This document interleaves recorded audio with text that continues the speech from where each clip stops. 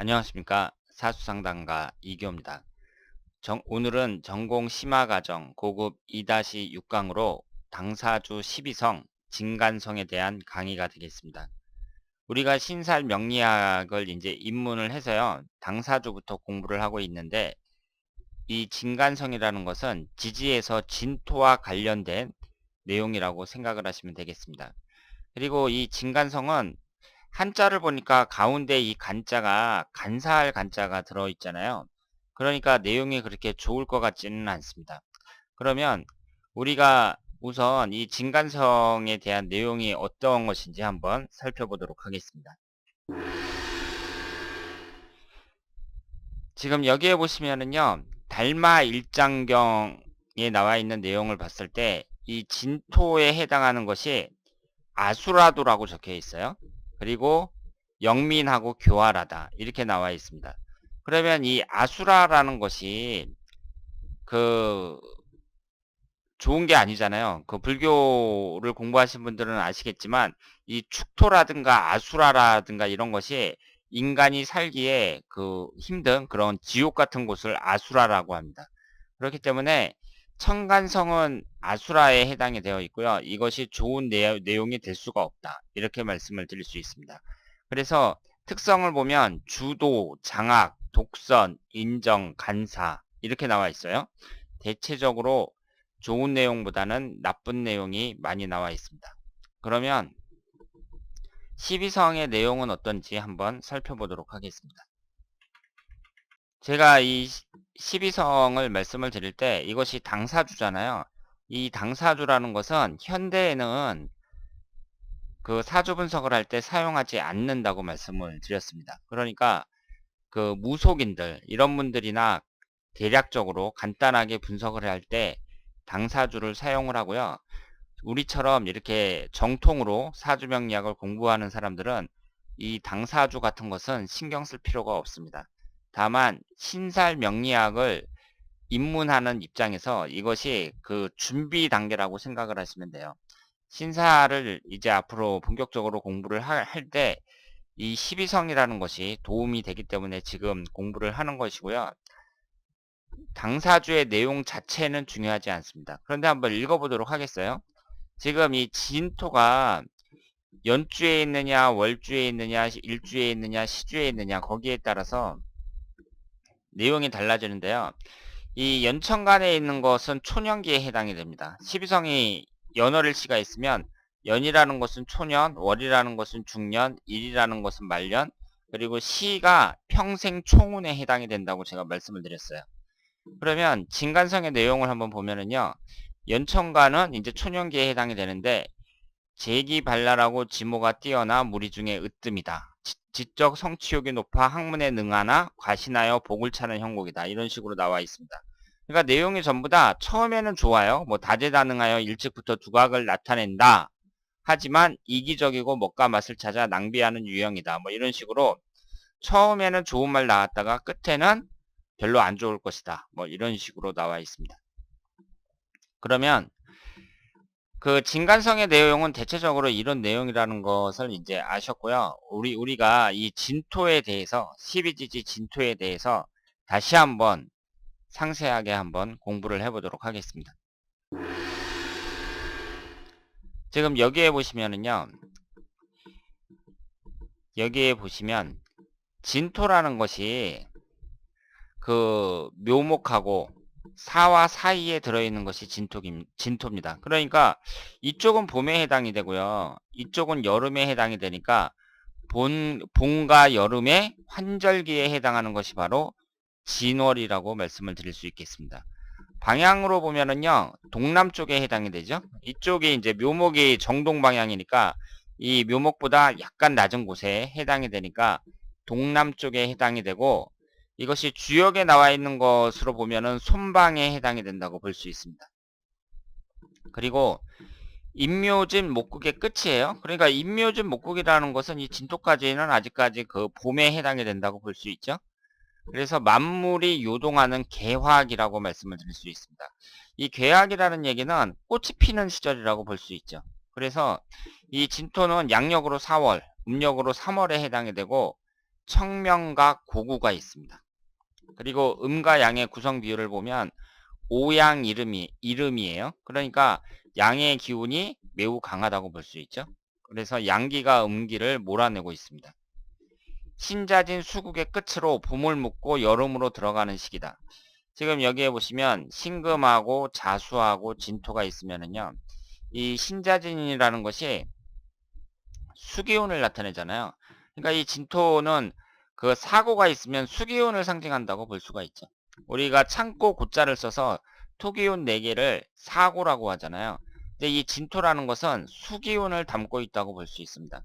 그러니까 그 신자진의 끝으로, 수국의 끝으로 봄을 묻고, 아직까지는 봄이지만 이제 봄을 끝내면서 여름으로 들어가는 시기에 해당하는 것이 바로 진토라고 볼 수 있습니다.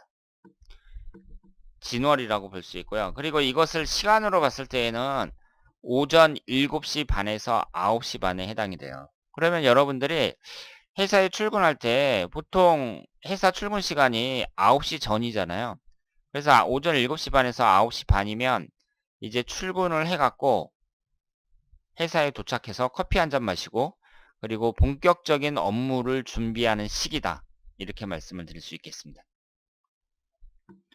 그리고 진토는 지장간이 을개무잖아요. 무을개, 무토, 을목, 개수가 있습니다. 그러니까 물기를 머금은 습토로 나무가 뿌리를 잘 내립니다. 그러니까 나무 입장에서 봤을 때에는 진토를 좋아하겠죠. 그래서 임묘진, 목기운 다음에 이 진토가 있다고 볼 수 있습니다. 그래서 목의 입장에서 진토를 반깁니다. 계절적으로는 양기가 충전해서 성장하는 수목이 꽃을 피우는 시기예요. 그러니까 지금 이 지장간에 을목이 들어있잖아요. 을목이라는 게 이제 꽃이라고 볼 수 있고 개수라는 것은 비라고 볼 수 있으니까 이제 나무가 자라는데 비가 내리니까 이게 이제 잘 자랄 수 있죠. 그 다음에 이제 6월에 따뜻한 태양이 이제 내리쬐면서 그 열매를 맺는다. 이렇게 볼 수 있습니다. 그리고 일지토는 시지에 진토가 있으면 영민해서 사람을 얕잡아 보는 기질이 강하다. 이렇게 볼 수 있습니다. 그러니까 사람을 얕잡아 본다는 것은 그 사람이 어떻게 보면 그 자신감이 넘친다고 볼 수 있잖아요. 내가 상대방보다 훨씬 우월하다. 이런 생각을 갖는다는 얘기니까 그러니까 사람을 얕잡아 볼 수가 있겠죠. 그래서 나쁘게 말하면 좀 건방질 수가 있는데 그만큼 그 우수한 성질을 많이 갖고 있다. 이렇게 말씀을 드릴 수 있습니다.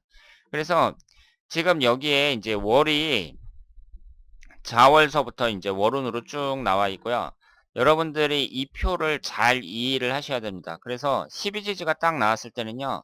12지지라는 것은 절기라고 볼 수가 있어요. 그러니까 절기학, 계절학이라고 볼 수 있습니다. 그래서 진토 그러면 봄하고 여름 사이.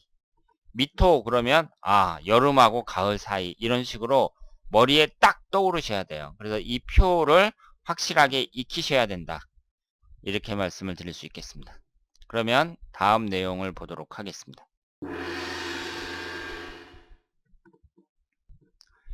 이 진이라는 것은요. 12지지에서 용을 나타내죠.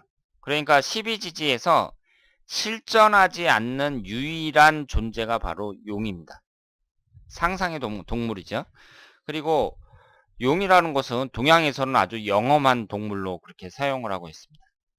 그래서 중국이라든가 뭐 이런 데 보면은 우리나라도 그렇고 그 궁중에 왕을 상징하는 것이 또 용이라고 볼 수 있습니다. 그리고 이것이 남성의 성기를 나타내요. 그러니까 12지지 중에서 이 진토라는 것이 남성의 성기를 나타냅니다.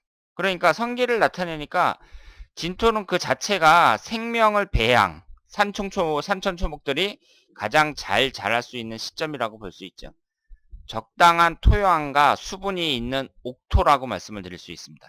그러니까 토기운이라는 게 진토가 있고 술토가 있고 축토가 있고 미토가 있는데 이 중에서 가장 나무가 잘 자라기 좋은 그것이 바로 진토라고 볼 수 있죠. 그리고 지금 이것을 이제 시청하시는 분들이 전부 성인이니까 제가 이제 말씀을 드리는데요. 이게 남성의 성기를 나타낸다고 말씀을 드렸잖아요. 그러면 이것이 그 중요한 의미를 담고 있어요. 남성의 성기라는 게 중요한 의미를 담고 있습니다. 왜냐하면 이 진토의 의미를 파악하는데 매우 중요해요. 이 남성의 성기는요, 성기라는 게 생명을 탄생시키는 그 근원이 되는 거잖아요. 그러니까 진토라는 그 자체가 대단히 중요하죠. 생명을 탄생시킬 수 있는 그 바탕이 된다고 볼 수가 있습니다. 그리고 이 남성의 성기 자체는요, 약간 따뜻하면서 약간 수분이 들어있는 그 상태가 가장 적합한 상태라고 말씀을 드릴 수 있습니다. 그래서 적당한 토양과 수분이 있는 옥토로 표현을 할 수가 있어요. 그리고 이 진토를 갖고 있는 사람들은요, 동과 유혹의 약함으로 절제와 근면의 정신을 배워야 한다. 이렇게 말씀을 드릴 수 있는데요. 이것도 이것과 이 말하고 밀접한 관련이 있습니다. 그러니까 남성의 성기라는 것은 그 이렇게 이제 유혹을 받았을 때 이게 이제 저절로 막 발기가 되고 그러잖아요. 그러니까 이걸 이제 잘 써야 된단 말이에요. 남자의 그 성기라는 것을. 그런데 그 이것이 아무 때나 사용을 하면 안 되고요. 남성의 성기라는 걸 아무 때나 사용을 하면 안 되고 절제가 중요하겠죠. 그리고 인내심이 있어야 됩니다. 당연하죠. 그 사람이 자기가 이제 뭐 여자가 예쁘다 막 그래 갖고 마음대로 막 행동하고 그러면 당연히 안 되는 거잖아요. 그러니까 이 진토를 갖고 있는 사람들은요, 이게 유혹에 약한데, 그렇다고 하더라도 이런 사람들은 특히 다른 사람에 비해서 특히 절제와 그 근면의 정신이 중요하다, 이렇게 말씀을 드릴 수가 있습니다. 그러니까 절제하는 미덕이 반드시 필요하다는 거, 이 점을 꼭 강조를 해야 되는 그런 것이 바로 이 진토라고 볼 수 있고요. 그리고 처세술에 뛰어나고 감정이 풍부하나 타인을 업신여김. 이 타인을 업신여긴다는 게 자주 나오는데요. 이것은 그만큼 진토 자체가 우수하기 때문이라고 볼 수 있어요. 그러니까 이 진토를 깔고 있는 사람일수록 사람이 좀 겸손해져야 된다, 이렇게 말씀을 드릴 수 있습니다. 그리고 현실을 재치있게 잘 헤쳐나가는 추진력과 센스가 있다, 이렇게 말씀을 드릴 수 있고요. 그리고 이런 분들은 음주 가물을 조심해야 됩니다. 주사나 타인에게 피해 주는 행위 극도로 조심해야 된대요.